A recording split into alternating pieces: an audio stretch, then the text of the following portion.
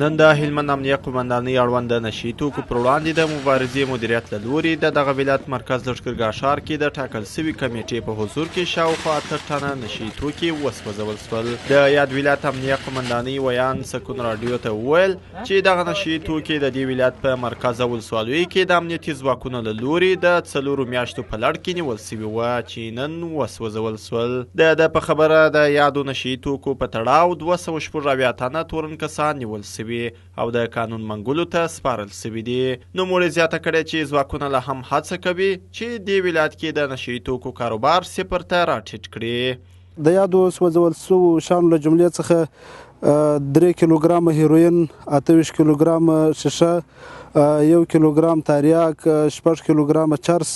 45 ګرامه ټابلیټ ګولۍ او 818 کیلو ایپ او کیمیاوي مواد، 810 ګرامه کریسټال، 80 کیلوګرامه د تریاکو دوا، 5490 کیلوګرام اومان، 3900 22 لیټره تیزاب، 18 لیټره شراب، 2802 کیلوګرام گاسکټ سوډا، 2016 کیلوګرام احاک دی، 140 ګرام کیپین په نامه باندې شی دی او 100 کیلوګرام شیدې دی، 18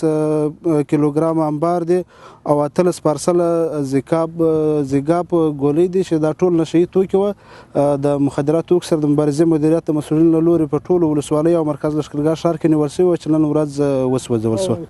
ورته مهال بیا د لښکرګاه ښار یو شمېر اوسېدونکو دا ډېر نیک کام وباله او زیاته یې کړه چې د نشي توکو له منځه وړل د هېواد او په تېره بیا د ځوان قشر لپاره ګټور دي. د دوی په وینا چې ځوانان د نشي توکو د کارونې څخه لاس واخلي او د وطن په آبادۍ او پرمختګ کې به ونډه واخلي.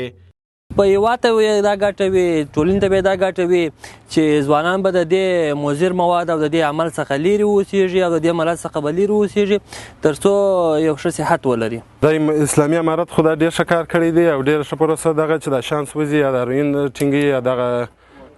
پرمختګ باندې دغه کې سر په خلاص و چې دا نشي توکي بندي او موږ ځوانان ډېر ځینې خوشحاله دي اسلامي امارت څخه. هلمند کې داسې مهال شاوخوا 8 ټنه نشي توکي سوځول کیږي چې د اسلامي امارت په بیا واکمنېدو سره په هلمند کې د همدې توکو ګڼ شمېر کاروباریان نیول سوي او په نشه روږدو د زرګونو کسانو درملنه سوې ده. خلیل الله هیوادمل، سکون راډیو.